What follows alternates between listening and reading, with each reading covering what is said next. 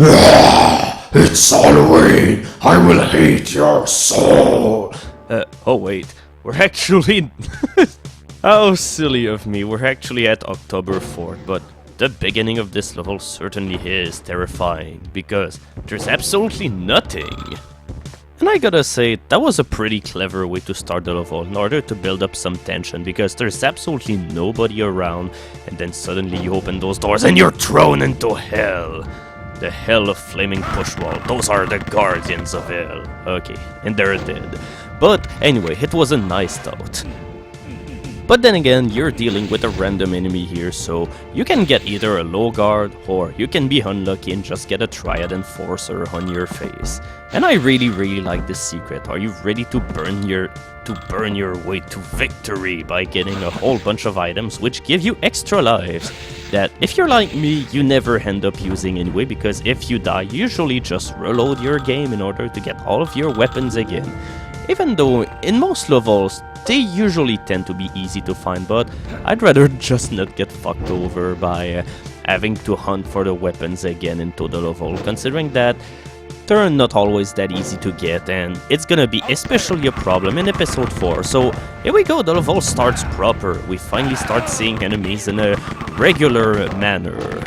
This level might start up slow, but once that it gets going, you better get ready, because this is not really an easy level, but I'd say it's easier than most of the levels in episode 2. In fact, this level really reminds me of episode 2 a lot.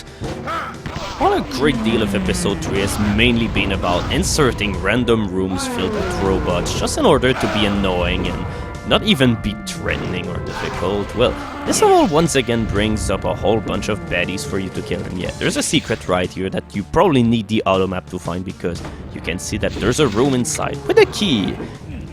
Now, let's go from creative secret to completely worthless. I mean, what's the deal with those secrets? There's absolutely nothing in there except for enemy closet. Did they mean to set up a trap here but just forgot to put it there? Because, yeah, I don't really understand. There's no touch plate in order to open those walls. You have to push them yourself. So, yeah, a counter secret if you ask. So that secret into this room held a firewall, which is useful if you happen to not get a gun mode, because for once I was lucky. I'm really starting to be lucky with random power-ups. Now I feel hopefully inadequate, because oh god, that was such a futile attempt at attempting to be a god. You may take all of the firearms and weapons that you want, but you'll never be able to blow your energy in someone's face. Or maybe you can, so yeah, that's why you got the silver key, for a 1-up. Which pretty much means that you can forget about the silver key whenever you're playing through the level, but you might as well just get it, if only because it's not too hard to find once that you know that it's there. So we're nearing the namesake of this level, which by the way is episode 3 Area 5, the Angry Quilt.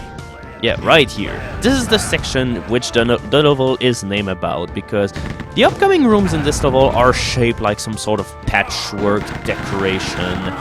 Well, I'm pretty sure that most people know what a quilt is, but yeah, this part of the level is shaped like one, and that's basically the main section of the level. There's 15 rooms, and they're pretty much all shaped the same, although there's 2 rooms which basically are 2 of the quilt squares that are connected next to each other, which makes it look a little bit larger than the other, but other than that, all of the rooms are shaped the same exact way, although they still manage to look completely different, so that's one pretty nice thing about this level.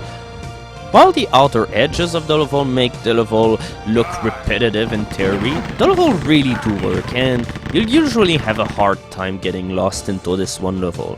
It's really easy to find your bearings, and this is mainly why I like this level. This is my favorite level of the episode, by the way.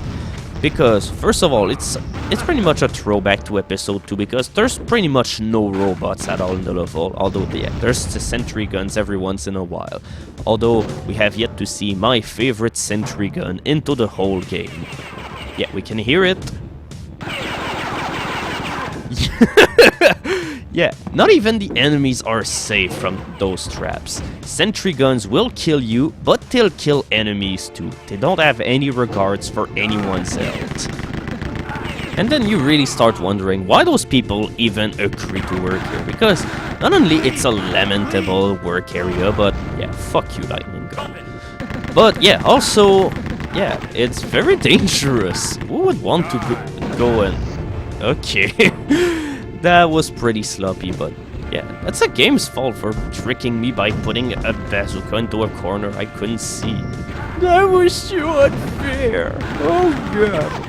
Okay. The time for melodrama has come and gone. Also, this room happened to kill me so many times while I did the playthrough in order to finally achieve a video of this, if only because the lightning guards always had the unfortunate luck of carrying bazookas all the time. Which made it so that whenever I'd step into this one area, I will be blindsided by a lightning guard and I will be shot to death. That's pretty harsh and bullshit, but that's the way it is. Honestly, most of the difficulty into the Crazy Man difficulty doesn't really come from the enemies, but from the lightning guard. And yeah, that turret can't even hurt you, by the way.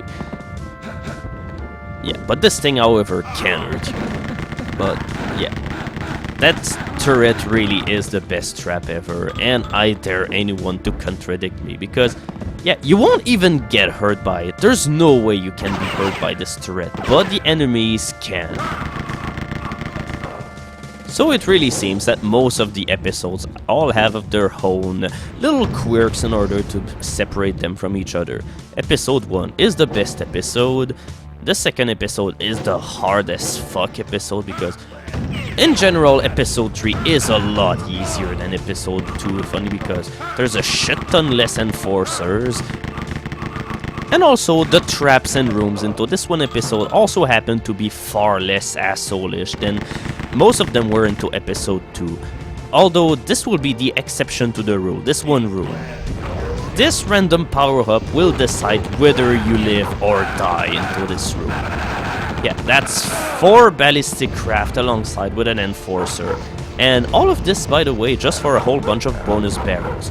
Just in order to remind people, bonus barrels can either have anks like this, healing items, a machine gun, or a heat seeker. But basically the only thing that this room is good for is for healing, because you cannot pick up any bazookas when you're a dog or a god. And finally, you'd have to be suicidal to go into this one area without any kind of protection. And your only protection in this whole level is, once again, god mode or dog mode. On my first attempt onto doing this, I happened to pretty much have the worst fate ever whenever I entered the room with the million of ballistic craft. No, there wasn't a million, there was only 4. If we want to see a million of ballistic craft, we're gonna have to wait until Extreme Rise of the Triad, because there's a level which really is like this. There's something like about 50 ballistic craft overlapping each other, and you basically need to find the one gap that allows you to get to the center of them in order to get an item. And just in case you had any kind of hesitation, it's bullshit. Like pretty much all of Extreme Rise of the Triad, but well, that's the name of the game for you. So basically this is the room with the 2 quilt pattern patchwork area, because yeah, there are 2 parts of the quilt section into this one room, which is pretty nice, and you basically have to go through this daring little corridor in order to open all of these, in order to get a firebomb and finally gun mode, which is gonna accompany us for the rest of this level, because we're pretty much done. There's only 2 rooms remaining, and they're gonna be easy as hell in order to go through. It's gonna be a sin.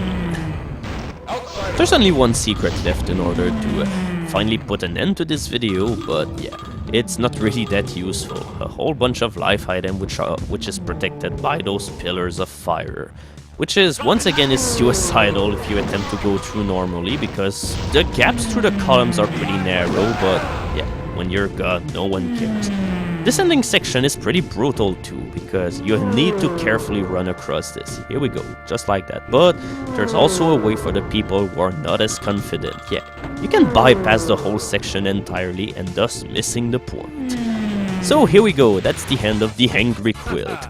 Probably my favorite level of the episode, and that's certainly the one which was designed better, has the most balanced difficulty, and well, a good level. So For the sake of providing better imagery, this is why this is called the Angry Quilt. Just look at the nice little motif that we've got here. So, coming up next, it's episode 3, area 6, Moving Walls. But first, here's a special presentation.